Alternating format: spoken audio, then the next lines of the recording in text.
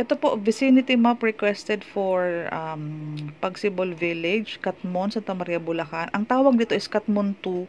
Very interesting kasi napakaswerte ng mga naka-avail. Alam niyo kung bakit? Kalsada po agad oh. Ayan.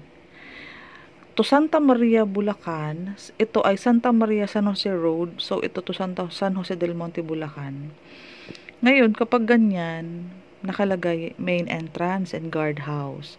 Pag may nakalagay agad bahay, o di ba bahay agad, perimeter fence yan, walang katalikuran. Ito. Ito naman, bloke number 2, 3, 4, perimeter fence din, walang katalikuran. Maliliit po ang cut ng mga bloke ninyo. 1, 2, 3, 4, ganyan lang. Compared sa mga iba na sobrang haba. Parang yung sa amin sa Cavite, kasi sobrang laki ng lupa na nakuha sa Cavite.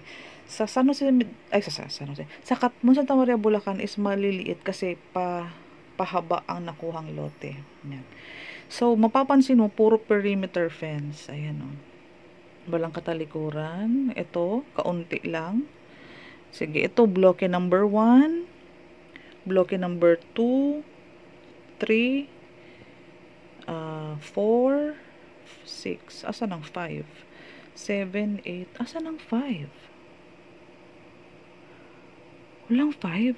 4, 5, 6, 7. Maliliit. Ayan o. Perimeter fence. Gilid ka na agad. Gilid na naman. Bakod na naman. 8. Perimeter fence. Malaki lot area. Malaki lot area. Madaming single attach o. Nakuha na yan mga yan. Block number 9. Ito. Block number 10. Maliit lang. Ilang bahay lang yan. Tahimik yan. Pero ito main road yan.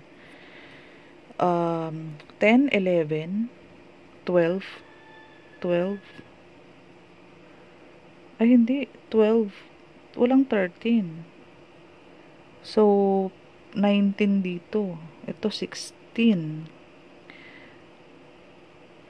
19, 20. Maliliit lang, oh. 21, 22, 23. Dead end yan. Dito maganda. Kasi dito close yan. 25, 27, basketball court, multipurpose hall and community center, chapel, andito, bloke number 27, 28, napakaliit, napakaswerte. Ang likod nito is non-buildable na nakalagay. So, madaming perimeter fence, maganda location nyo. Madaming perimeter fence, walang katalikuran. Ito siya.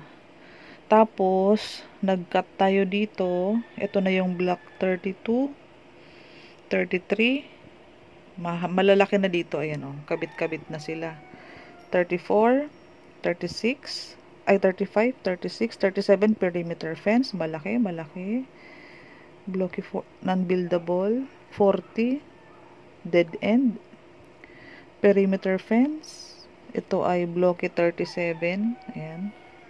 29, 30, 31, maliliit. Swerte nito ah.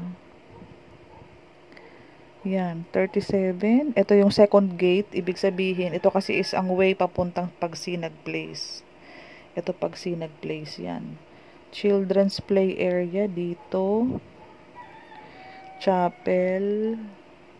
Elevated water tank nasa unahan. Nasa may block number 4. So, yan.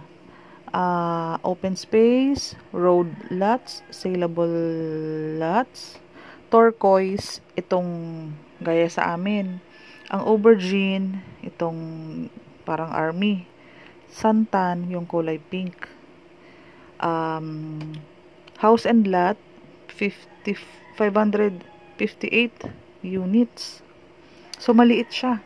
Ang regular na binibenta natin is almost less than 1,000. Kasi nga, ito yung, ayan, pwede talaga. So, maliit siya. Hindi siya sobrang crowded. Saka, hiwa-hiwalay kayo. Kaya magandang community. Tahimik yan. Pag ganyan, hiwa-hiwalay. Ayan, o. Maunti, putol agad. Maunti, putol agad. Putol agad. Comment down below kung nandito kayo. Para na-address ko yung request ninyo. Tapos, Since total of 558 units, 45.5 pa din ang ano ninyo, ang house area. Mirror image, 16 units. So, yan. Maganda location. Limited slots na lang kasi. Kaya dapat kapag napanood mo to, mag-ayos ka na agad ng requirements. Endorse kita kay Ma'am Risa. Para i-push mo na habang may available. Kasi yung next na i-construct possible, meron na naman yung price increase. Ganon talaga ang buhay sa realty. Increase lang ng increase every year. So, sana'y malinaw at malinaw kung na-explain kung nasaan ang mga bahay nyo at sana'y nakatulong. Ayan po. Salamat.